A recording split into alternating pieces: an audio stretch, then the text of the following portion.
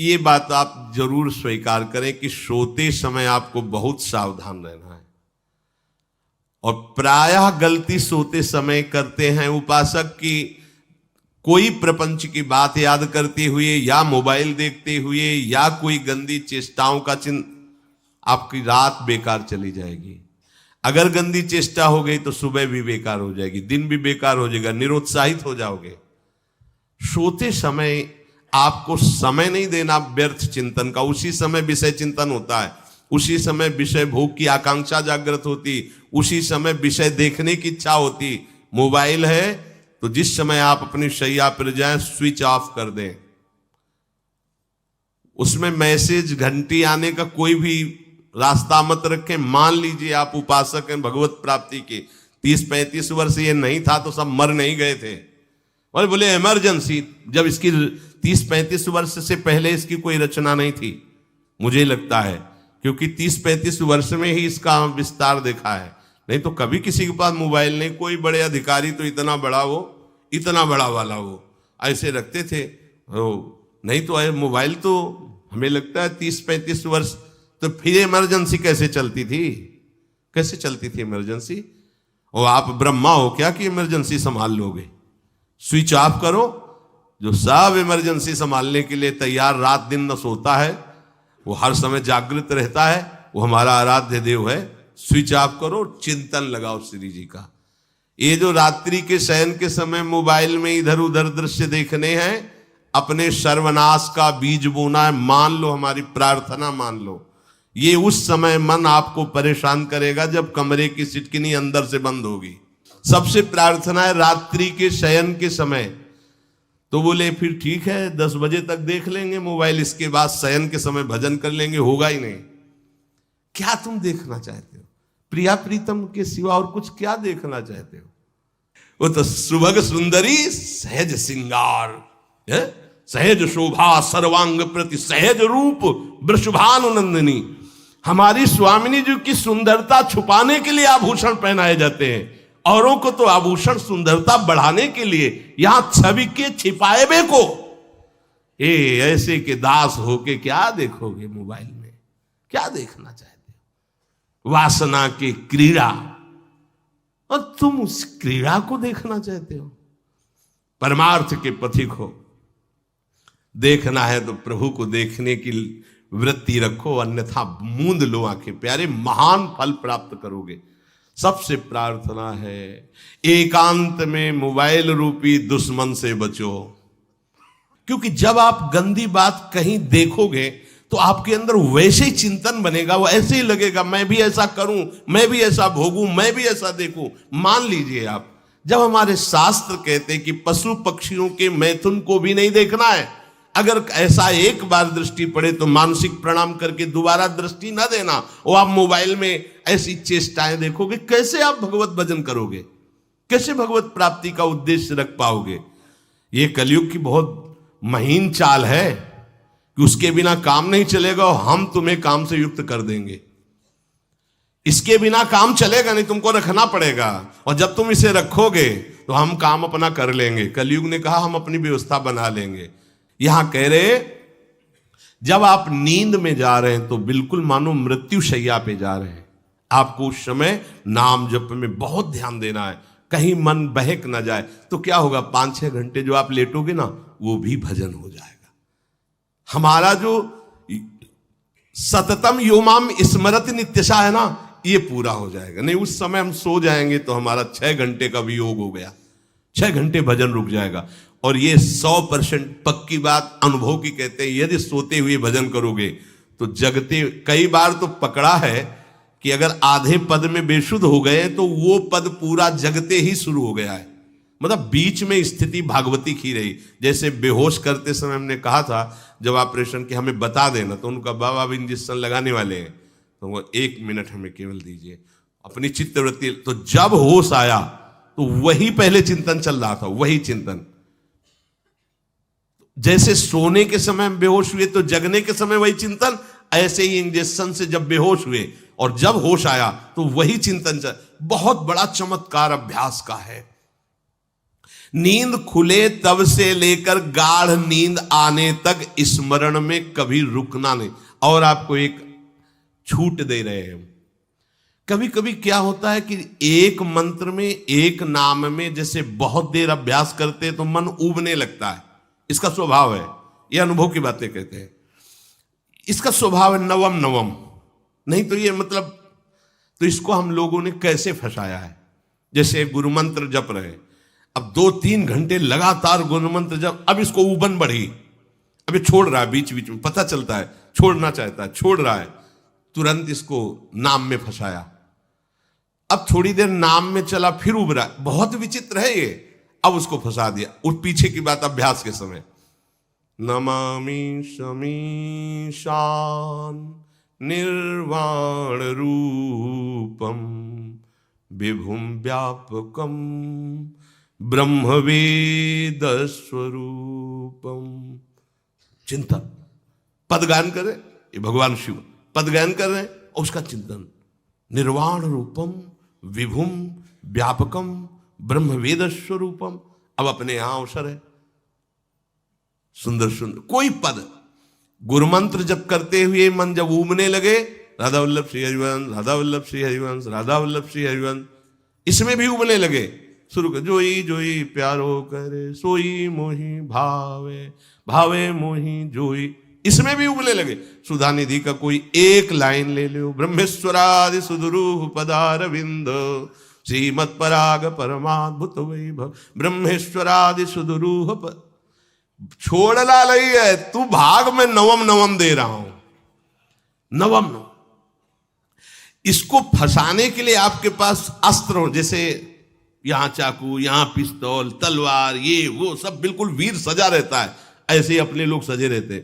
छोटा राधा, अब एकदम चिपक गया आके तो कैसे मारे, तो छोटी चाकू है ना वैसे, राधा राधा राधा, थोड़ा दूरी राधा वल्लभ श्री हरिवंश, थोड़ा और दूरी गुरु मंत्र, बड़े बड़े अस्त्र अपने पास रख ले, बहुत भाग रहा है तो फंसा दिया। प्रथम यथावति प्रणव श्री, अब लग पूरा पदगा, पूरा पदगा उसमें लग, प्रथम यथामति प्रणव।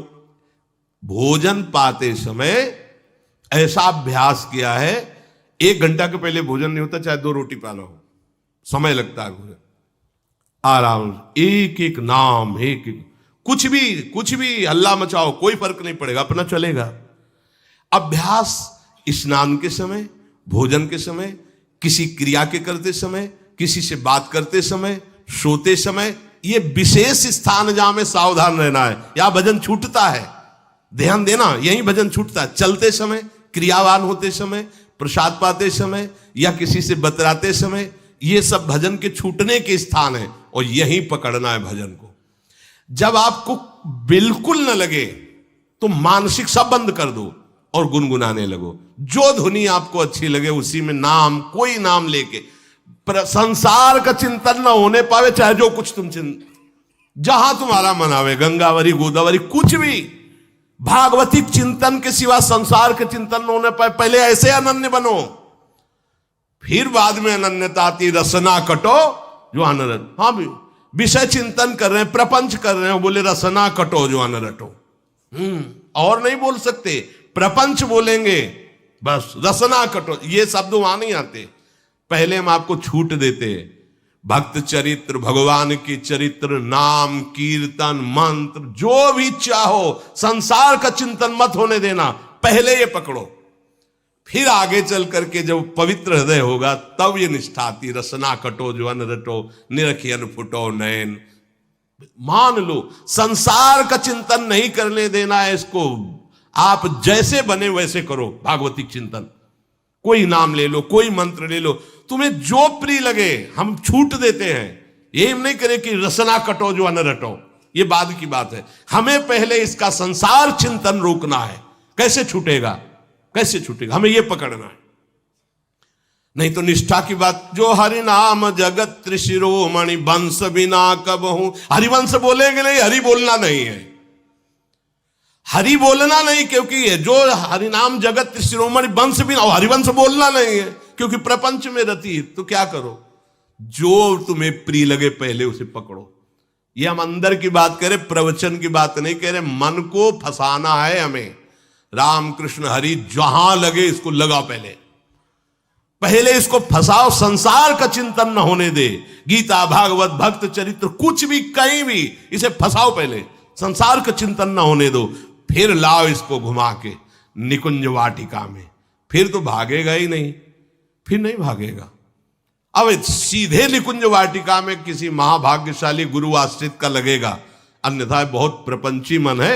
आप आश्रय इधर का लोगे, प्रपंच का चिंतन करोगे, बात बनेगी नहीं। चिंतन छोड़ना है हमें, जैसे बने तैसे संसार का चिंतन छूट जाए तो हम विजय को प्राप्त होंगे। ध्यान दीजिए, इस परमात्म तत्व को वही प्राप्त कर पाता है जिसका राग बीत गया है, खत्म हो गया है, वैराग्यवान। ज्यादा परिश्रम नहीं है वैराग्य में, विवेक नहीं होने के कारण हम वैराग्य नहीं धारण कर पाते। हम बाहरी बातों को वैराग्य ले लेते हैं, ऐसा कपड़ा बदल लेना या कपड़ा ना पहनना या लौकी का कमंडल, मिट्टी का पात्र, तो हम अपने को वैरागी। बात यहां नहीं रुकेगी। वैराग्य का इतना ही मतलब नहीं, ये भी एक बाह्य अंग है वैराग्य का, पर वैराग्य का सच्चा स्वरूप है वीतरागा। कहीं कुछ भी अच्छा नहीं लग रहा, कोई भी सुख आकर्षित नहीं कर रहा, लोक लोकांतर की प्रतिष्ठा, मान, सुख, ऐश्वर्य, व्यक्ति कुछ अच्छा नहीं, राग खत्म हो गया। ऐसा उस अक्षर ब्रह्म को, अविनाशी तत्व को जान पाता है। जगते भयो फिरे बैरागी। जैसी हरिवंश प्रपंच बंच सब ये काल ब्याल को खायो। हालत यह है कि जैसे सांप ने मेढक को पकड़ रखा और मेढक सामने पतिंगा को, कीड़े को पकड़ना चाहता है। उसे यह पता नहीं कि मैं खुद किसी का कवल बन चुका हूं, वो एक झटके में मुझे अपने पेट में ले जाएगा। ऐसे ही हम सब हैं, काल के द्वारा ग्रसित है। काल ने हमें पकड़ रखा है, पर हम भोग भोगना चाहते हैं। हम नाना प्रकार की मान प्रतिष्ठा पाना चाहिए, ये पता नहीं एक झटके में हमारा अस्तित्व ही खत्म हो जाएगा। जिनके अंतःकरण में किसी भी व्यक्ति, वस्तु, स्थान, पद, प्रतिष्ठा का राग ही नहीं रह गया है, उसे कहते हैं वैराग्यवान। वीतरागाः, राग ही नहीं है।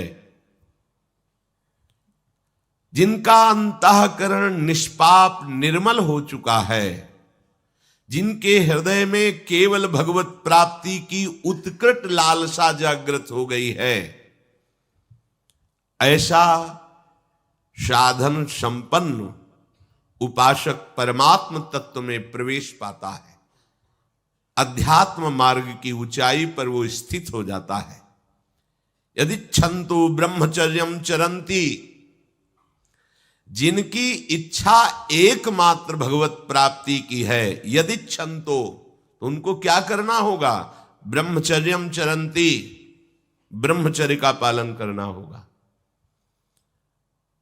प्रत्येक इंद्रियों का निर्विषय हो जाना वास्तविक ब्रह्मचर्य है। केवल जनेन्द्रिय से ही ब्रह्मचर्य को नहीं लेते। हमारी प्रत्येक इंद्रिय भोगों से रहित होकर भगवत अनुराग में, नेत्र प्रभु को देखना चाहते हैं, त्वगेंद्री प्रभु को स्पर्श करना चाहती है, घ्राणेन्द्री प्रभु के श्री अंग की गंध पाना चाहती है, श्रवणेन्द्री प्रभु के वचन सुनना चाहती है। एक एक इंद्रिय अपने प्रभु में लग गई, अंतर्मुख हो गई, बाहर विषयों का त्याग हो गया। इसे ब्रह्मचर्य कहते हैं। पर प्रारंभिक ब्रह्मचर्य में जनेन्द्रिय का ब्रह्मचर्य अत्यंत आवश्यक है। यदि जनेन्द्रिय जन्य व्यभिचार दोष से युक्त है तो कदापि उसे भगवत प्राप्ति नहीं हो सकती। शुभ गति व्यभिचारी शुभ गति चाहे असंभव। और भगवत मार्ग में सबसे बड़ा दुश्मन यही व्यभिचार दोष है, काम। इसी से हमारा हृदय मलिन होता रहता है, अंधा बटे और पड़ा चबाए वाली दशा रहती है। हमें 50 वर्ष हो गए। अरे 50 जन्म हो जाए तुम व्यभिचार करो, गंदी बातें करो, गंदे चिंतन करो, सो समय व्यतीत कर, अनंत जन्म व्यतीत हो गए, भगवत प्राप्ति हुई क्या? 50 वर्ष से भगवत प्राप्ति हो जाएगी क्या? 5 मिनट काफी है भगवत प्राप्ति में, एक बार नाम काफी है। वो स्थिति तो लाओ।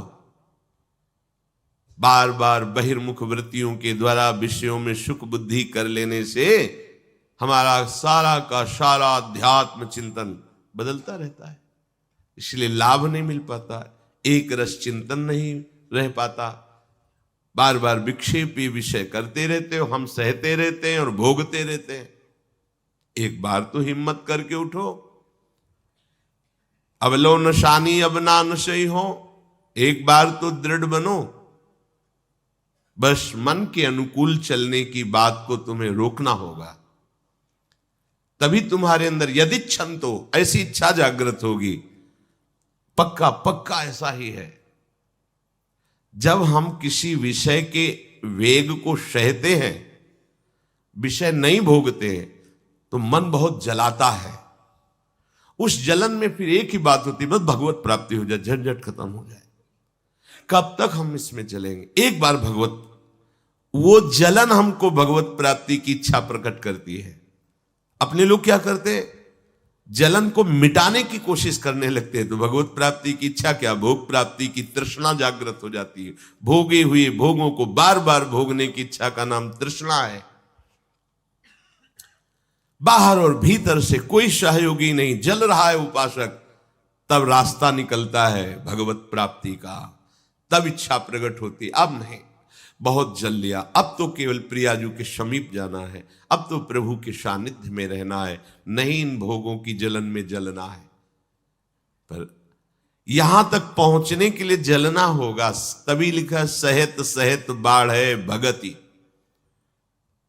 तास्तितिक्षस्व भारत, क्योंकि आगमा पाइनो अनित्यास, ये नाशवान काम क्रोधादि तुम्हें प्रेरित करेंगे, तुम इनके वेगों को सह जाओ।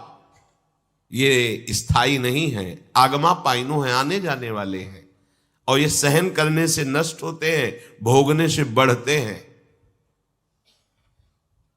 यदि क्षंतो, अगर भगवत प्राप्ति की इच्छा है तो ब्रह्मचर्यम चरंती, ब्रह्मचर्य का पालन करना ही होगा, इसमें कोई गुंजाइश नहीं, क्योंकि आप चल ही नहीं सकते।